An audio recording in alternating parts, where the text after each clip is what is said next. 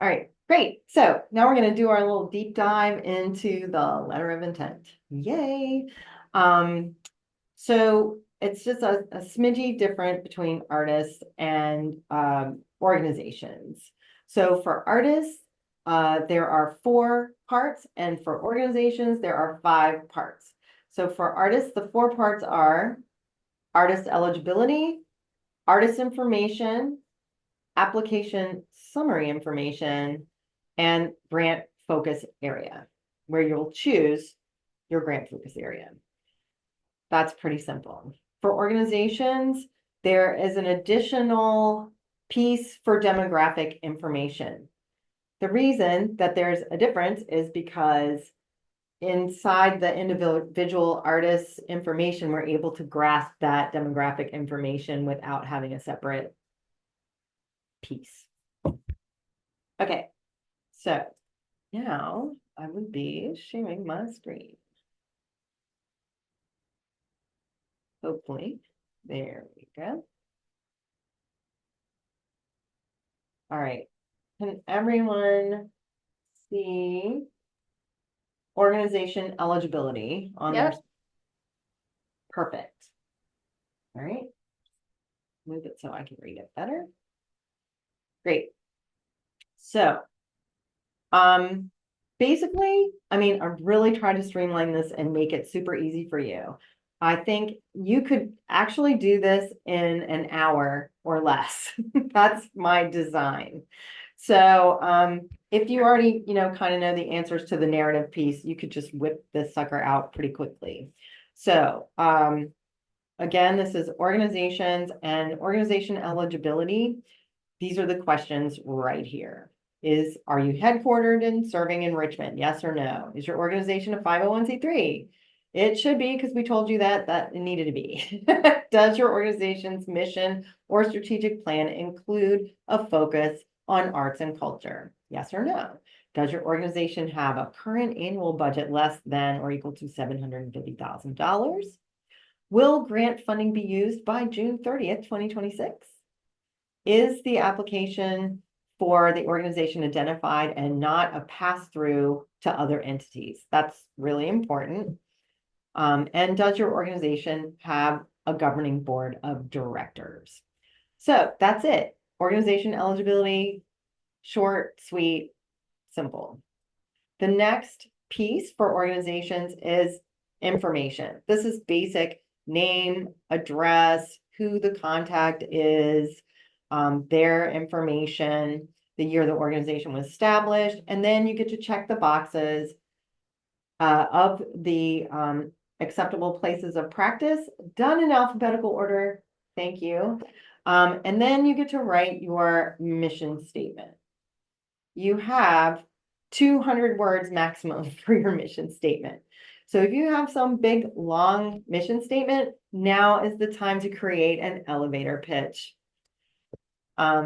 So just be mindful of that.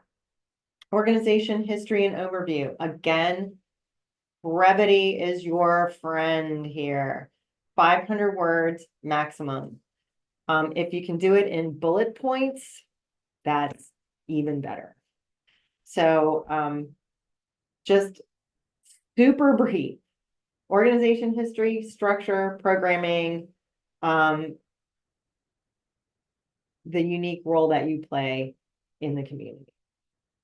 All right, annual budget. Have you received a past CultureWorks grant award? Now I want to just take a second here to talk about this, and this goes for everyone, artists and organizations. If you've received money from CultureWorks in the form of a grant for, like the last 3 years, that is we would prefer to be funding people who haven't received money.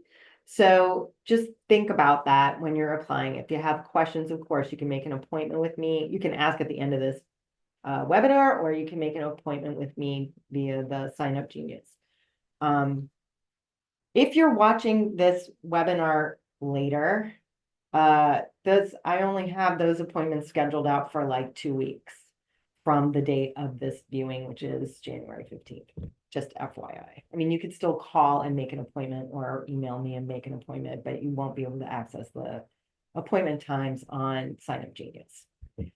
Okay, last thing in this part for organizations, the disclosure statement. So that's just, are you related to somebody who works at CultureWorks? Or do you have some kind of, special relationship with them? And that you have 100 words too. So hopefully their name is not very long. Hey, Mary, just to clarify that, it's not just relationships to CultureWorks, but also if you might have any other applicants. Sometimes we might have an organization that has a family member that's also applying as an artist. We would want to know about those kind of relationships too. Ah, great. Okay. Thank you so much, Scott. So next for organizations, here's your demographic information. Does your organization primarily serve a community that has historically been underrepresented based on race, ethnicity, age, disability, sexual orientation, gender, gender identity, socioeconomic status, citizenship status, or religion? And you guys you've filled out this kind of thing before. Who is someone in your leadership in the same circumstances? Then number of board members. Does your board include members or a member who has lived the experience related to the need you address? What percentage of the organization's board represents a diverse racial or ethnic background? Number of full-time and part-time paid staff. What percentage of the organization's paid staff represents a diverse racial or ethnic background? Which race, ethnicity does your organization's CEO or executive director represent? Standard sort of demographics there. And then project information. So what's your project title? What is the purpose of the grant? Again, this is the letter of intent, so 500 words. What is your project? Why are you doing this project? Who does it serve? Why is it important? Or, how does this project serve that population and why is that important? So really, a 5-sentence paragraph summary. And then the start date, end date of the project, total project budget, how much you're requesting. I did a lot of interviewing last year of people who received grants and people who didn't receive grants and past grant recipients. And because I was really curious about how did partial funding affect their ability to carry out their project. And so this year we're trying something new and we are offering up 3 grant amounts that you can apply for. $5,000, $10,000, $20,000. If your project is $7,000 and you get a grant from us, you get $5,000 from us. You won't get $2,000, $3,000, $4,000, you'll get $5,000. These will be fully funded. But then you've got to find money for your other $2,000, right? So that's how it's flowing. It just makes it easier, cut and dried. You know what to expect if you're going to get the money. And I think that's super helpful for organizations and artists who are trying to fund projects. I'll be really eager to get feedback once this grant cycle is finished on that. But I think it's gonna end up benefiting everybody in the long run. So you'll have this drop down box over here. You'll be able to choose one of those amounts, 5,000, 10,000, 20,000. Then here's the little box. Have you gotten a grant from CultureWorks before?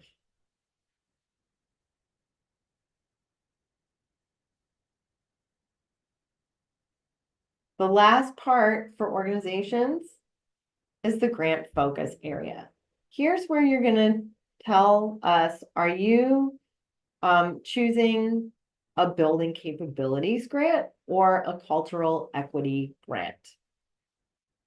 And then then we have the basic definitions of those two things here for you on the application, and you just pick the one that you are applying for. None of this is for general operating support. Does that make sense? That's what this little sentence down here is about. Okay, and then once you do that, you're gonna hit the submit button and say a little prayer, and we'll let you know. Hey, Mary, if I could just add a couple of tactical points. So each of the screens that Mary's been showing are modules in the LOI, and you're not seeing the full navigation of the system yet. But at the bottom of each of these, Mary, if you'd scroll to the bottom of one of these, there's this mark as complete button. It's really important that you hit that button for each of the modules. It seems really simple, but we get a lot of questions about this. If I've answered all the questions, but it's not letting me move on to the next step. When you hit the mark complete button, you're able to then move on to the next step. Thanks, Scott. That is helpful information. And Mary, I would say we have about 5 more minutes until I think it would be wise to start answering some questions. Perfect. All right, that's great. Thank you so much. So now we're into the artist one. We've gone over the requirements for artists. You're basically doing yes or no if you're required. And by the way, if you don't meet these requirements, it will kick you out of the system. So you won't even waste your time applying if you're not eligible. Okay, the next, there's no surprise questions here. These are all basic. We've already gone over those requirements. Then your information.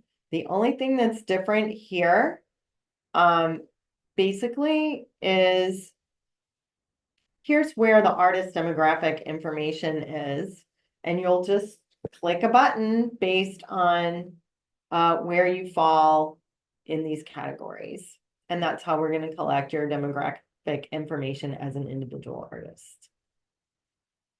The next phase for artists is application summary information. I think it's identical. The purpose of the grant, start dates, end dates, total project budget. You also get a choice of $5,000, $10,000, $20,000 for your project. Did you get a grant from CultureWorks before?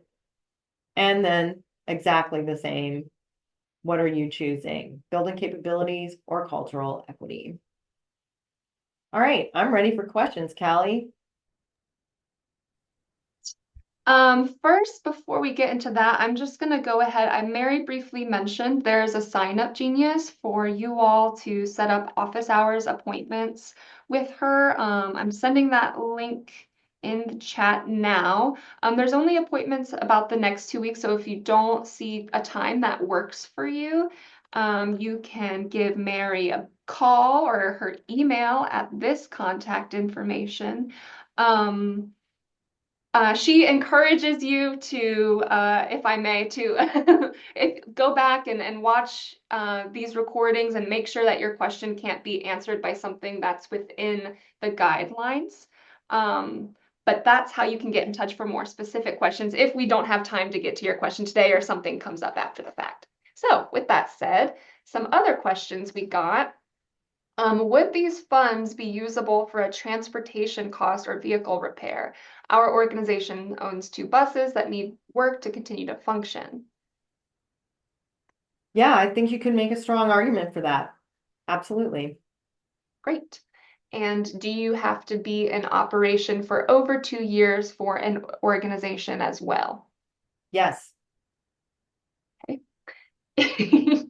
If the project is if the project is a collaboration and involves both a nonprofit organization and an individual artist, can both apply. The artist is not a part of the organization in partnership.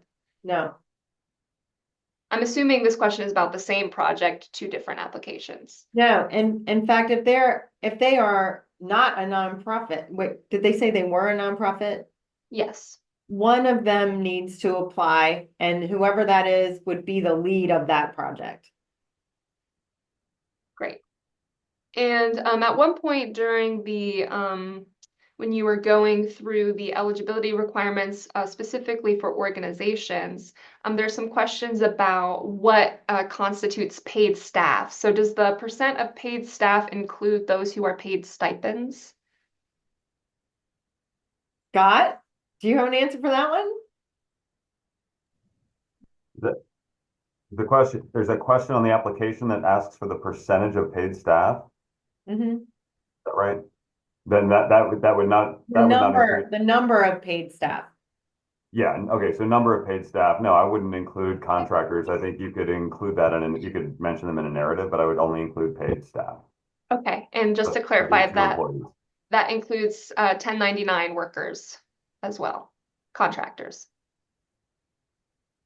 They are not employees. They are 1099. So Yes. I would include that in the narrative. Yeah.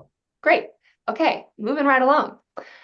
If you apply for $20,000, let's say, would CultureWorks and the panel ever choose to award 5 or 10,000? Or if you apply for 20,000, is it a yes or no based only on that figure? It's yes or no based only on that figure. Okay. And So Rachel, I'll add some color to that. I think, as Mary said, this is something new we're trying. I would think carefully about those $20,000 grants are going to be highly competitive. So be thinking about, you really got to make your best case if you're going to be applying for that level. right. Rachel asked if our 2-year anniversary is before the project, would if our 2-year anniversary is before the project, would we still be eligible? Rachel, what did you mean by not to put you on the spot? I think there's a little typo. Yeah, our 2-year anniversary is June 28th, and technically this funding cycle is starting in July. So wondering if we count in that 2-year eligibility or not. Yeah. I say Yeah, yes. yeah, I agree. Yay. Love to hear that. Cool. All right. Catherine said, you say leader of organization. I am the vice president of our board of directors. Would the president need to apply or am I able to? You are able to. Okay. And Elizabeth asked, my organization only has 1099 contractors. So would I put 0 paid staff? Yes. Okay. And How find a place in the narrative to describe the rest of your team. So there's narrative space where you can insert But that make it language. short. Yes. righty. Emily asks, how many grants do you anticipate awarding by grant size? Really, it's going to depend on the merit of the finalists. So let's say we have 16 people that are invited to go to apply for grants. That's 4 in each category, roughly. I mean, obviously, we're going to have to be able to do the math because we'll only have so much money to give away, right? I don't know if I'm answering the question. I forgot the question. I don't think we know the answer. I think you're exactly right, Mary. The answer is it depends.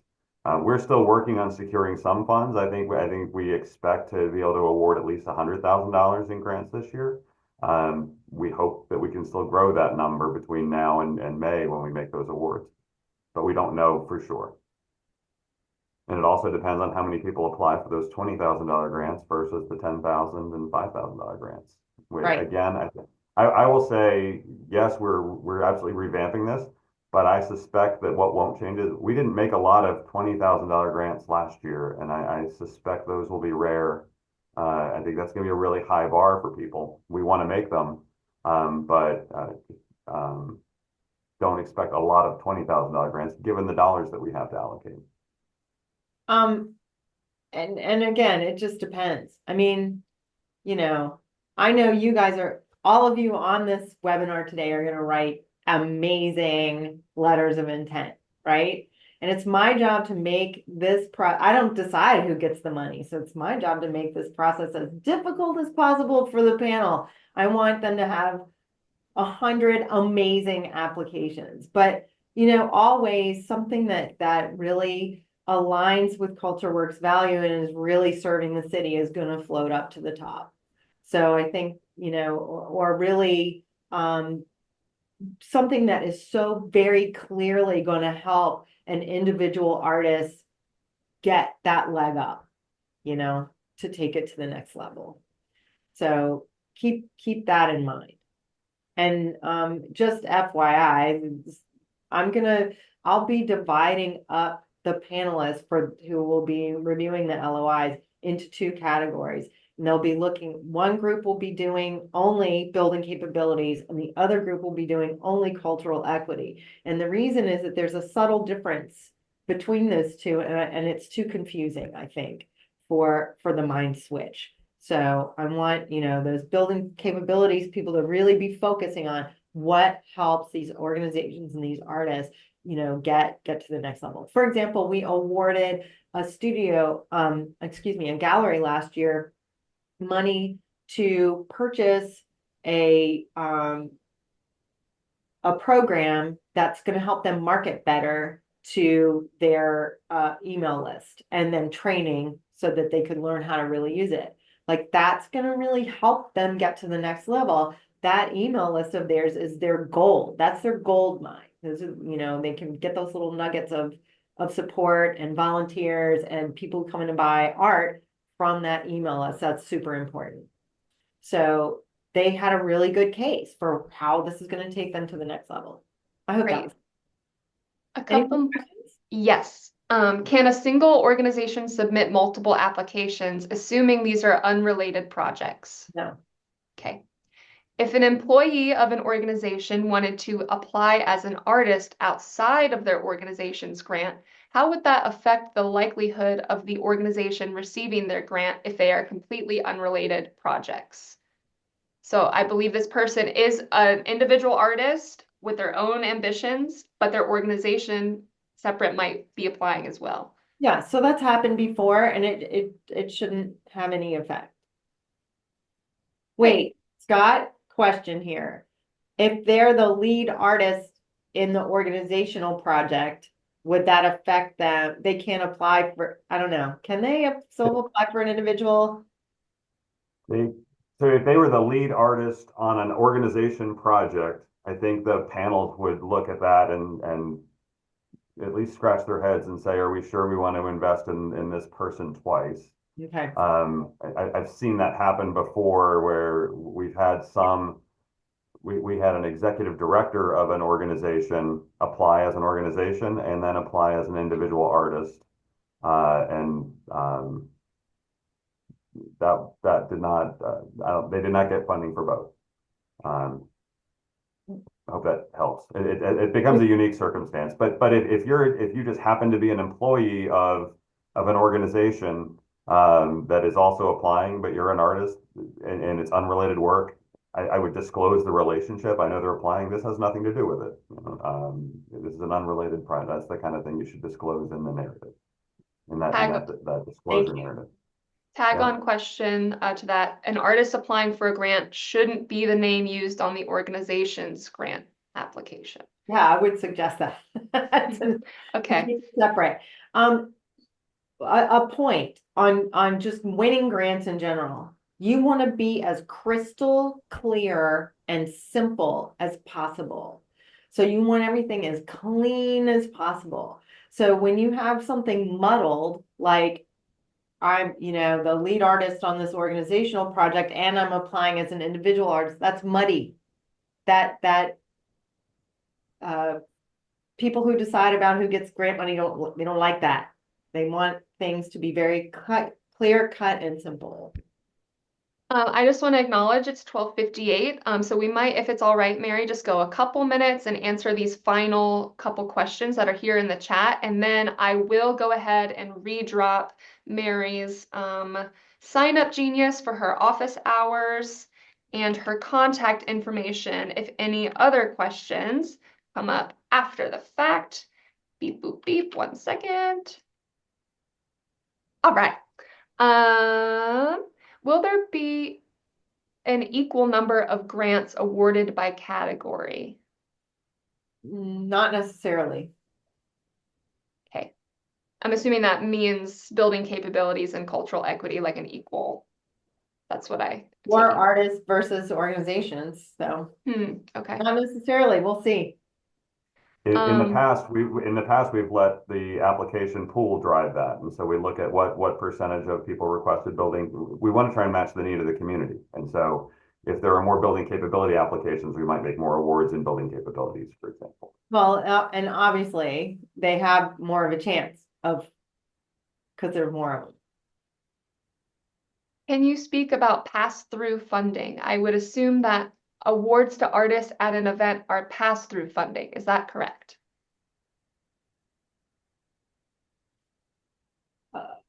I'm unclear with the example. I also don't know. Diane, if you want to clarify that quickly. Yeah, so at an awards event, uh, my client is raising money to give awards to artists that are community selected artists. So part of what they raise is money that is passed on to the artists at the event as an award. So I just want to know whether that's what you mean by pass-through funding. That, to me, that sounds like subgranting. Yeah. So if we were to give Yeah. your client an award, and then you give an award to somebody else, that feels like that pass-through subgranting to me. Okay. That's what I thought.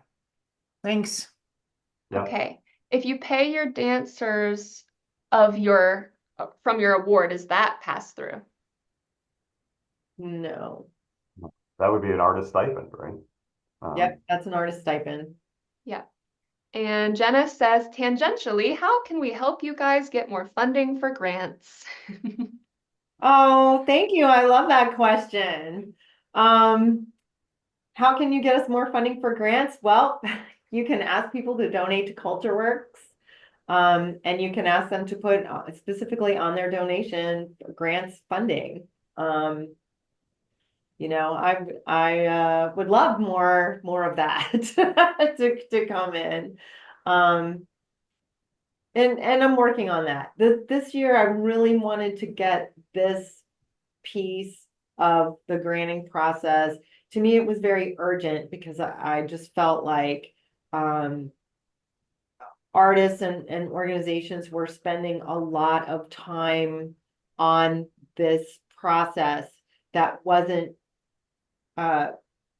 productive for them in the long run. And so I really wanted to make this fun and dynamic and interesting and give everybody the ability to gain from it. So in the beginning of this webinar, well, way back in the beginning, not the LOI section, I talked about how if you just submitted an LOI and you weren't invited to apply for a grant, how you could benefit.